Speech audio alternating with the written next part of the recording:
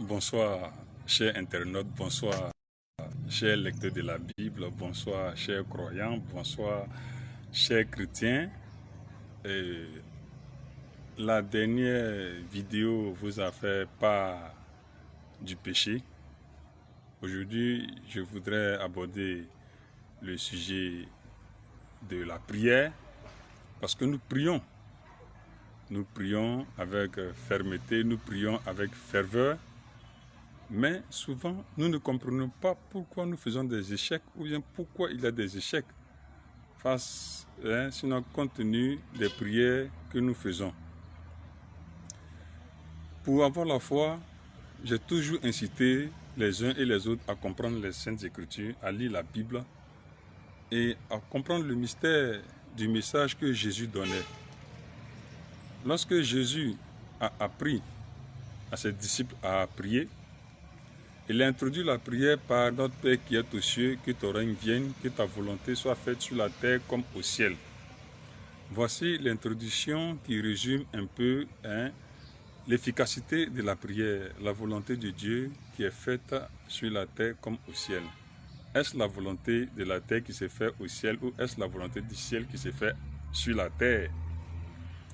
Si nous savons que c'est la volonté de Dieu qui se fait, nous comprendrons immédiatement que c'est la volonté du ciel qui se fait sur la terre. Ainsi, lorsque Jésus a appris à ses disciples à prier, il leur faisait savoir dans un message de sagesse qu'ils obtiendront ce qui leur sera donné du ciel. Voilà comment par la suite, lorsqu'il continue la prière, nous comprenons maintenant qu'il ne s'agit plus de prière en tant que volonté. Voilà. Parce que quand il dit que ta volonté soit faite sur la terre comme au ciel, donne-nous aujourd'hui notre pain de ce jour, pardonne nos offenses comme nous pardonnons à ceux que nous ont offensés, ne nous soumets pas à la tentation jusqu'à la fin de la prière. Nous comprenons par la suite que tout ce qui vient après la volonté de Dieu qui sort de notre bouche sont des souhaits. Voilà. Il ne peut pas avoir deux volontés. Dieu fait sa volonté et nous faisons que implorer Dieu, nous lui proposons, sinon nous émettons des souhaits. Voilà le fond de nos prières. Voilà, la volonté de Dieu domine notre volonté. Et si la volonté domine notre volonté devient des souhaits. Voilà comment souvent nous demandons des choses ardemment, mais nous ne les obtenons pas. Voilà, donc je tiens à faire cette clarification pour que notre foi soit vraiment inébranlable. Voilà, la sainte doctrine qui aujourd'hui tente de faire prévaloir la vérité ou de promouvoir la vérité, veut que la vérité affranchisse tous les lecteurs, affranchisse les croyants, affranchisse les chrétiens. Voilà, c'est dans un esprit d'affranchissement que nous parlons de la prière.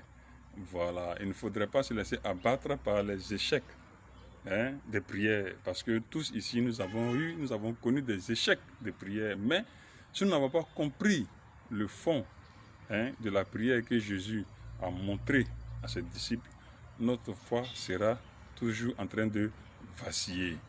Voilà, donc tenons ferme, croyons en Dieu, acceptons la vérité de Christ, c'est la parole de vérité, c'est son enseignement.